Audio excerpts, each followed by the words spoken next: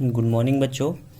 आइए आपका अपने TD public school Belaiya Nasratpur में मैं अविनाश सर एक बार फिर हार्दिक स्वागत वंदन अभिनंदन करता हूं।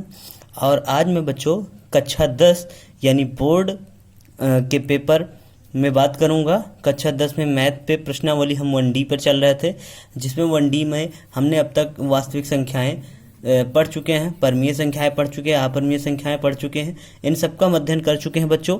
आज जो हम अध्ययन करने वाले हैं बच्चों वो है परमीय संख्या और उनके दशमलव प्रसारों का पुनर्भ्रमण। क्या होता है आप पहले ये समझ लीजिए बच्चों कि शांत दशमलव और अशांत दशमलव या शांत आवर्ती और अशांत आवर्ती में फर्क क्या होता है।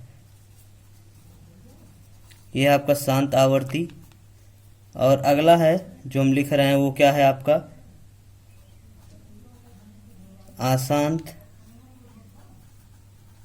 आवर्ती। यही है ना बच्चों। शांत आवर्ती क्या है, अशांत आवर्ती क्या है। आप ये जानिए बच्चों, जब किसी नंबर्स को डिवाइड किया जाए और उनके वैल्यू एक लिमिटेशन में आए, मतलब एक लिमिट पे जाके वो क्या हो जाए, पूरा का पूरा विभाजित हो जाए, तो हमारी होती है शांत दशमलव। और जिसका कोई लिमिटेशन ना हो उसकी वैल्यू कहाँ तक आए, इनफाइनाइट तक आए, वो आपकी क्या होती है, अशांत दशमलव या अशांत आवर्ती।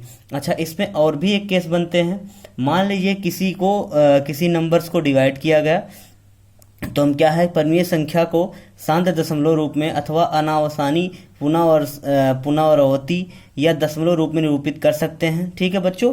मतलब हो गया कि एक होता है टर्मिनेटिंग पॉइंट। टर्मिनेटिंग पॉइंट का मतलब एक स्थिति पर आके आपके नंबर्स क्या हो जाएंगे, कैंसिल हो जाएंगे। और एक होता है नॉन टर्मिनेटिंग, मतलब कोई भी स्थिति आप ले लीजिए, आपके नंबर्स को क्या होंगे, डिवाइड नहीं होंगे। तो हम कह सकते हैं कि जिन नंबरों की पुनरावृत्ति बार बार होती है वो हमारे आते हैं अशांत दशमलव, या एक ही नंबरों की पुनरावृत्ति बार बार हो और लास्ट में उसकी वैल्यू कटे ना, किसी भी नंबर से ना कटे, तो हमारी होती है अशांत आवर्ती। दूसरा है जो है अगर कोई भी नंबर्स है लेकिन वो ऐसी स्थिति पर जाकर पूरा का पूरा विभाजित हो जाता है किसी भी स्थिति पर जाकर, तो हमारा क्या होता है, शांत आवर्ती। अब इसमें आप देखेंगे कि अगर कोई भी निरूपण, मतलब कैसे आप पहचानेंगे कि इसका सर्वभाजक है कि नहीं है। मान लीजिए कि आपके पास कोई धन पूर्णांक संख्या है, धन पूर्णांक संख्या जिसको हम p मान लें, और दूसरा आपके पास q का कोई सर्वभाजक नहीं है। मान लीजिए आपको नंबर दे दिया जाए p/q, तो हमेशा इसका जो सर्वभाजक बनेगा या सर्वगुणनखंड बनेगा, अगर वो मान के चलिए 2 की पावर n इंटू m की पावर m इस फंक्शन में बन रहा हो, और जहां कह सकते हैं जहां क्या n या m इक्वल टू आप लिख सकते हो क्या 0 1 2, ठीक है, ये सारे आप नंबर लिख सकते हो। यही आपका क्या है, सर्वभाजक। अगर ऐसे नंबर्स बन रहे हो और अगर 2 और 5 आ रहा हो तो इसका मतलब वो क्या होगा, वो नंबर आपका क्या होगा, शांत आवर्ती।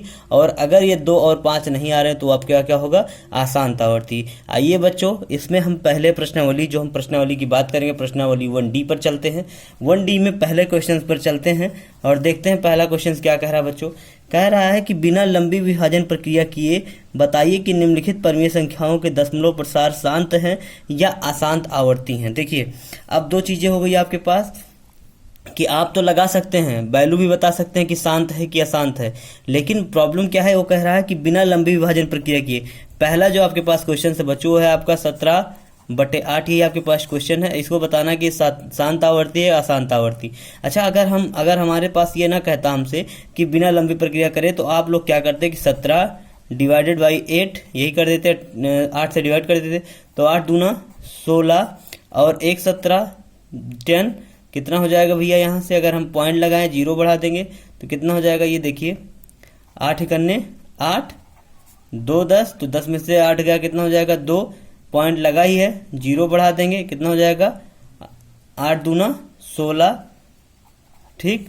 फिर देखिए क्या हो जाएगा, सॉरी 10 में से ये हो जाएगा 10 में से 6 जाएगा, बचेगा 4, 1 में से 1 गया खत्म, 4 आ गया। फिर हम 0 बढ़ा देंगे, कितनी बार जाएगा, 8 पंचे 40, हमारा नंबर कितना आ जाएगा, देखिए 2.125।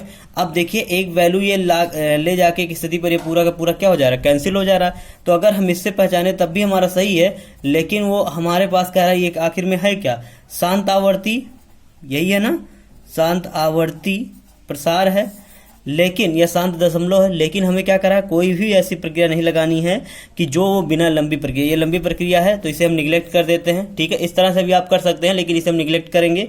देखेंगे क्या कि सर्वप्रथम हम क्या करते हैं, भिन्न के हर के अभाज्य गुणनखंड प्राप्त करते हैं। तो भिन्न के हर में क्या है आपके पास 8, इसका अभाज्य गुणनखंड कैसे निकाल सकते हैं, 2 × 2 × 2, मतलब 2 दूना 4 दूना 8। इसका मतलब ये क्या हो जाएगा बच्चों, 2 की पावर कितना हो जाएगा, 3। अच्छा, नियमानुसार क्या कहता है, यदि हर के अभाज्य गुणनखंड 2 की पावर n और 5 की पावर क्या हो जाए, यम हो जाए या के रूप में हो जाए, तो दशमलव प्रसार क्या होगा आपका, शांत होगा।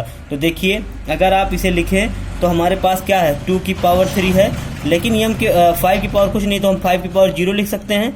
अगर आप जानते हैं किसी नंबर की पावर में 0 लग जाए तो उसका मान कितना हो जाता है, 1। तो आखिर में है ही ये क्या, 1, तो 8 बराबर क्या हो जाएगा आपका, 2 की पावर 3 × 5 की पावर क्या आ जाएगा, 0। और अगर इस फंक्शन में मान हो जाते हैं तो आप कह सकते हैं वो हमारी वैल्यू क्या है, शांत दशमलव, या आप कह सकते हैं शांत आवर्ती।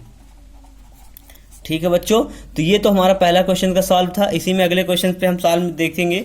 ठीक है, दूसरा जो क्वेश्चन हमारा है, देखें दूसरा क्वेश्चन बच्चों क्या है, 15 बटे कितना है, 1600। तो फिर वही प्रक्रिया आपको करनी है, क्या करनी है बच्चों कि आपको हर में जाना है और हर में जाकर क्या कर लेना है, हर में देखेंगे कितना है ये 1600। अब 1600 का क्या आपको कर लेना है, अभाज्य गुणनखंड निकाल लेना है। अगर ऐसे आपको समस्याएं हो रही हैं तो आप ऐसे भी निकाल सकते हैं बच्चों। ठीक है, कई तरीके से है, 2 से काटेंगे 2 × 16, फिर 2 से काटेंगे 2 चौके 8, फिर 2 से काटेंगे कितना हो जाएगा, 2 दूना, फिर 2 से काटेंगे कितना हो जाएगा 100, फिर 2 से काटेंगे कितना हो जाएगा 50, फिर 2 से काटेंगे कितना हो जाएगा 25। और फिर आप अब 2 से ये नहीं कटेगा, 3 से देख लीजिए नहीं कटेगा, 4 से नहीं कटेगा, कितने से कटेगा डायरेक्ट, ये 5 से कटेगा बच्चों। तो 25, 5 × 5। अब आप देखिए 2 कितनी बार आया, 1 2 3 4 5 6, तो इसका मतलब 2 की पावर कितना 6, और ये 5 कितनी बार आया, 2 बार, तो 5 की पावर 2। इसका मतलब देखिए ये घात किसमें चेंज हो गया, 2 की पावर 6 और 5 की पावर 2 में चेंज हो गया कि नहीं बच्चों। इसका मतलब वो कह रहा था कि नियमानुसार हर के अभाज्य गुणनखंड हमेशा किस फंक्शन में होना चाहिए, 2 की पावर n × 5 की पावर m के, तो उसी फंक्शन में है कि नहीं है। तो इसका मतलब ये भी क्या है, आपका प्रसार जो होगा वो शांत दशमलव होगा। इसका मतलब हम लिख सकते हैं 15 बटे क्या, 2 की पावर 6 × 5 की पावर 2, ये आपका क्या होगा, शांत प्रसार गुणांक होगा। तो ठीक है बच्चों, आई होप्स कि ये वीडियो आपको समझ में आया होगा। तो बाकी क्वेश्चंस आप सॉल्व करके और आप भेजिए, उसे सेंड करिए, और जहां से प्रॉब्लम आए उसमें आप बताइए, क्वेश्चनों को सॉल्व दिया जाएगा।